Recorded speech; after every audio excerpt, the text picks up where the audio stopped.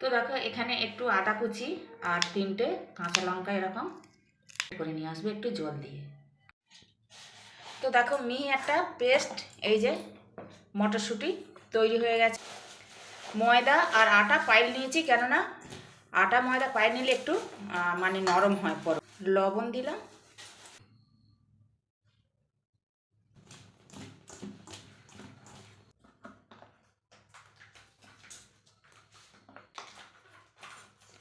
তো আমার যতটা লাগবে আমি ততটা একটু একটু দিয়ে আর মেখে নেব। তো দেখো 5 মিনিট পরে চলে আসলাম, এই দেখো এরকম হয়েছে। এবার আমি এটাকে, তো দেখো এই যে লেচিগুলো করে নিয়েছি। আটা নিলাম,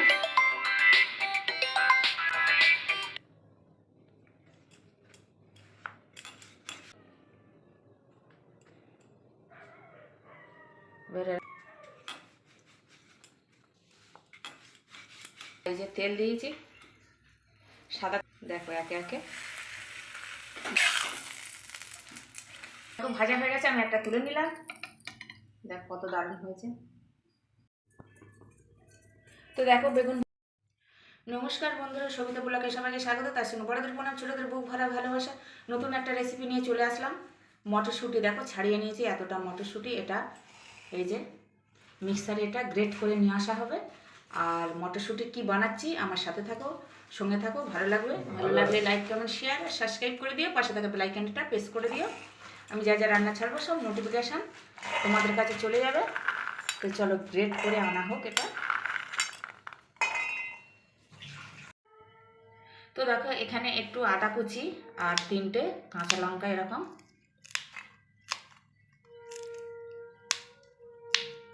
এবার এটা গ্রেট করে নিয়ে আসবে একটু জল দিয়ে।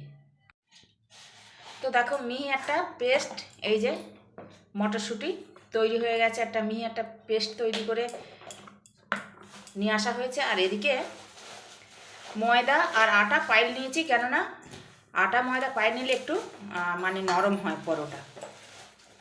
এবার পরিমাণ মতন লবণ দিলাম, পরিমাণ মতন চিনি দিলাম মিষ্টি। আর এখানে একটা মশলা দিলাম, দেখো আমার শুকনো খোলায় শুকনো মশলা ভাজা গ্রেট করা, মানে বেটে নিয়েছি শিলে।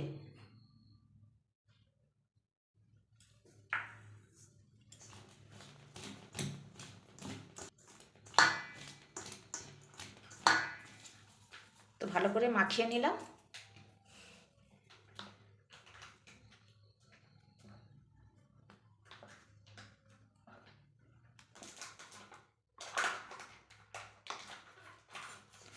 তো আমার যতটা লাগবে আমি ততটা একটু একটু দিয়ে আর মেখে নেব।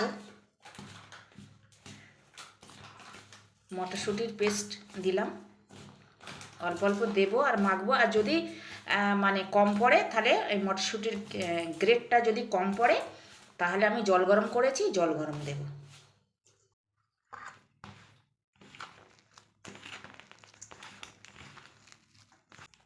জল তো লাগবেই একটু।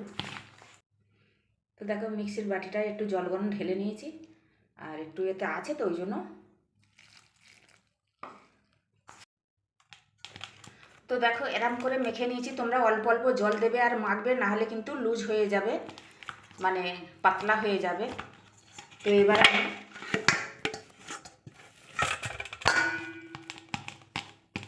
পাঁচ মিনিট রেখে দেবো। দেখো এরমভাবে মেখে নিয়েছি,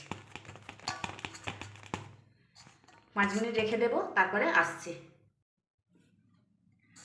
তো দেখো 5 মিনিট পরে চলে আসলাম, এই দেখো এরকম হয়েছে। এবার আমি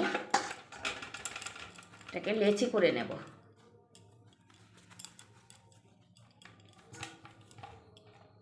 এই যে ছোট্ট ছোট্ট লেচি করে নেব। মাখাটা দেখো কত সুন্দর হয়েছে। লোক তো কড়াইশুঁটির কচুরি খায়, আমি কড়াইশুঁটির পরোটা খাবো। এই যে এই দেখো, দেখেছো? তো দেখো এই যে লেচিগুলো করে নিয়েছি। এবার আমি হাতে এরকম একটু গোল করে নেব। সব আটা নিলাম,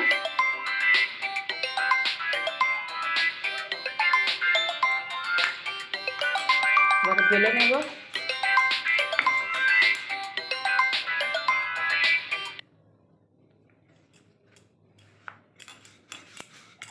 এবারে বেলে নিচ্ছি। এই যে এরকম বেলে নিলাম। এবার এরকম করে নেব। তো যখন ভিডিওটা করছিলাম তখন ফোন এসেছিল বন্ধুরা, আবার কেটে দিলাম।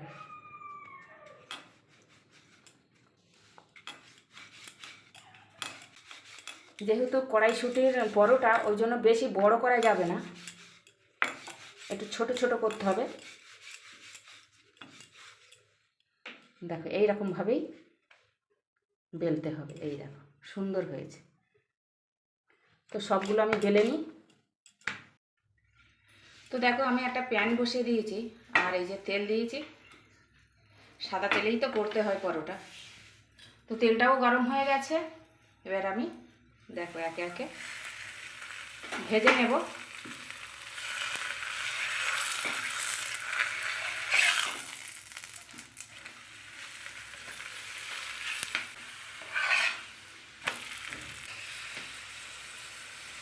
দেখো আস্তে আস্তে ফুলছে।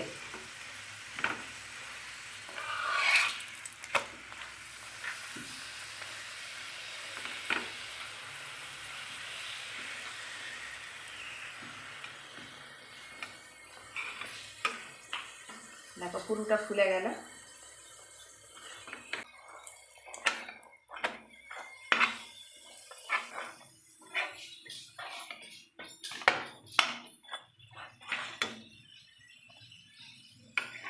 তো দেখো ভাজা হয়ে গেছে, আমি একটা তুলে নিলাম। দেখো কত দারুণ হয়েছে। আবার দেব। তো দেখো এটাও ফুলেছে, দেখেছি এরম এরম প্রত্যেকটা ভেজে ভেজে তুলে নেব।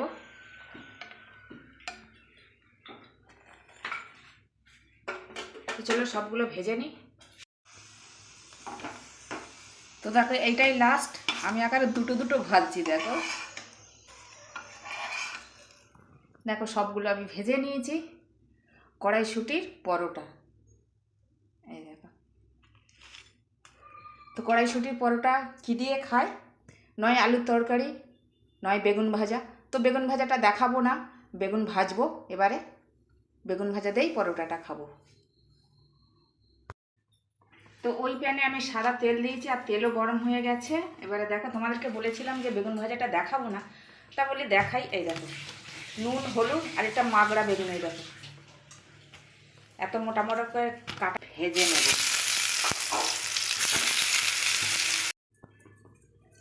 তো দেখো বেগুন ভাজাও হয়ে গেছে আর পরোটাও হয়ে গেছে।